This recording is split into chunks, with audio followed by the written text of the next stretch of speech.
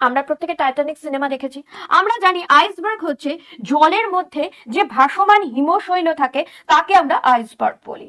এবং এই আইসবার্গের একটা বৈশিষ্ট্য হচ্ছে ওপর দিকে যতটুকু থাকে নিচে তার অনেক বেশি অংশ কিন্তু থাকে ভাসমান বরফের টুকরো। ঠিক আছে, ভাসমান বরফের টুকরো যেটা হচ্ছে পুরো জলের মধ্যে পুরোপুরি ভাসমান, এবং এর মধ্যে সব থেকে বেশি অংশটা কিন্তু জলের মধ্যে ডোবা থাকে। এবং কত পার্সেন্ট সেটা নিয়ে যখন আলোচনা হয় তখন কিন্তু আমরা জেনে যাই যে 90% জলের মধ্যে থাকে আর মাত্র 10% জলের ওপরে আমরা দেখতে পাই। দ্যাটস ওয়াই টাইটানিকের এত বড় ডিসাস্টার হয়েছিল।